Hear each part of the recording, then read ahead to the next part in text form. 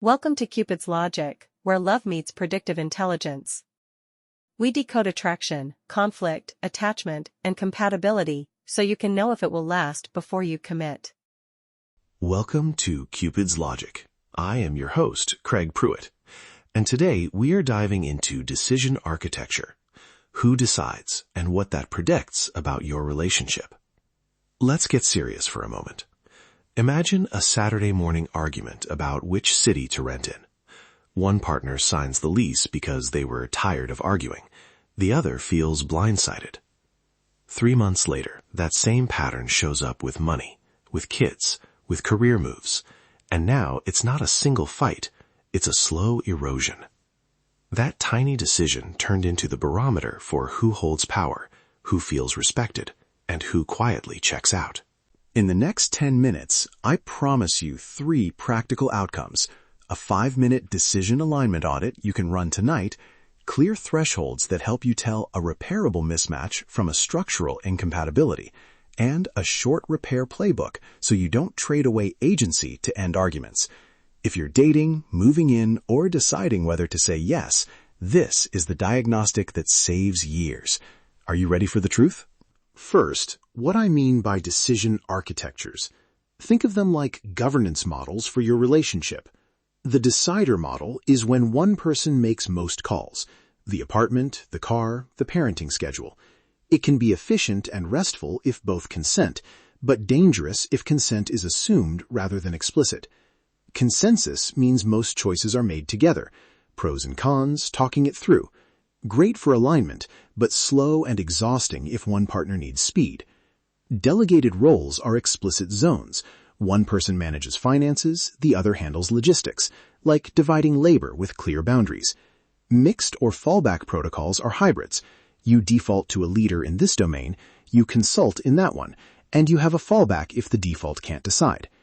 Each architecture signals a different compatibility thermostat: how much control, speed, and emotional safety a partnership needs.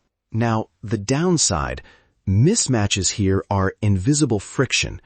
When one person expects a decider and the other expects consensus, finally avoidance, where one partner stops bringing up important things. I've seen couples who could have avoided major breakups by naming their architecture early. Here's the key. The pattern matters more than any single decision.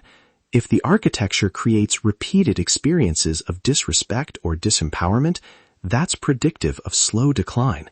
If it produces repeated speed at the cost of one partner's voice, that's predictive of long-term disengagement. Let's run the decision alignment audit now. This will take 5 minutes, and it's something you can do alone, then bring to a conversation.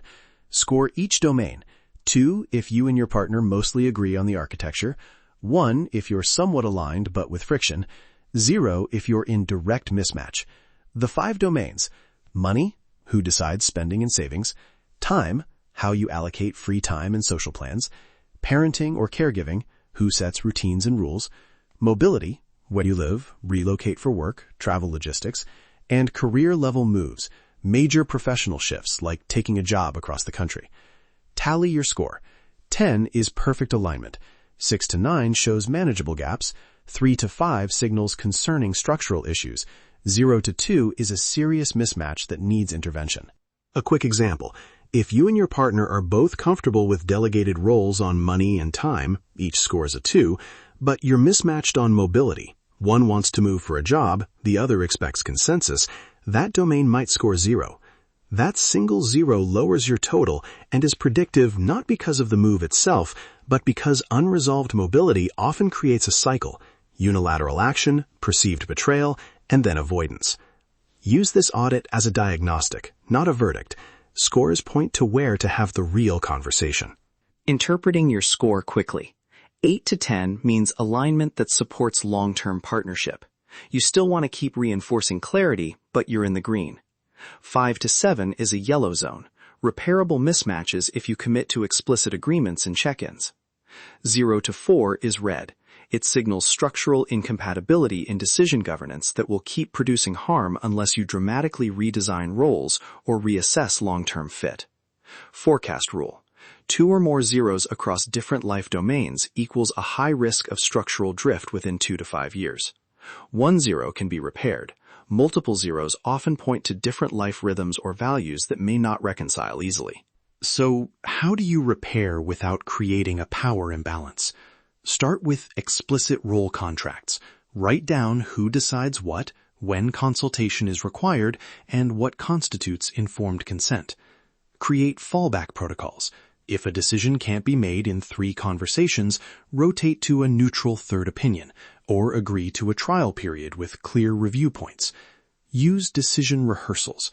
Role-play the conversation so both partners hear how it lands, and set delegated zones with periodic audits, 30 or 60-day reviews where the delegated partner reports outcomes and receives feedback.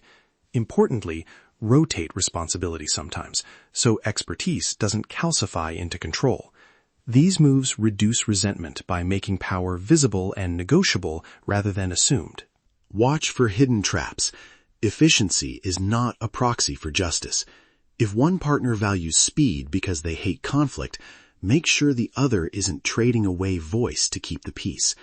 Insert safety checks, a weekly red flag check-in where the quieter partner names any moments they felt sidelined. If you detect repeated patterns of capitulation, consider an escalation pathway that includes a couples therapist or mediator. The audit is a conversation starter, not a disciplinary scorecard. Be honest with yourself about consent and ask, are we choosing this together or simply enduring it? Now, some favorable outcomes and 3 live tests to validate progress over the next month. Favorable outcomes. Increased trust because decisions feel predictable and fair. Fewer explosive fights because process replaces pressure. And better future alignment because you know how you'll handle big changes. Live tests. 1. A low-stakes delegated trial, a small financial decision where the delegated partner decides and reports back in 2 weeks. 2. A timed consensus decision.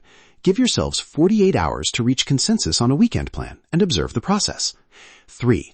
A mobility conversation rehearsal. Role-play the difficult, what if one of us gets a job across the country scenario and agree on a concrete fallback protocol.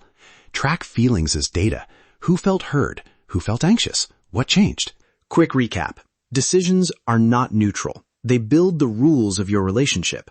Use the decision alignment audit across money, time, parenting, mobility, and career. Score honestly. If you're in the yellow zone, commit to explicit role contracts, fallback protocols, and periodic audits.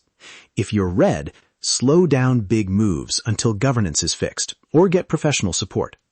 For the Decision Architecture Worksheet, a PRISM-style deep dive, and an example template for role contracts, visit cupidslogic.com. I would love to hear your thoughts. Email or reach out after you've run the audit. Thanks for listening to Cupid's Logic. Remember, you're not bad at relationships. You've been flying blind. I can relate. Naming the architecture changed my relationships, and it can change yours. Are you ready for the truth? If so, take 5 minutes tonight, run the audit, and start the conversation. I would love to hear your thoughts. Until next time, be honest with yourself and the people you care about. This has been Cupid's Logic. Stop flying blind in love.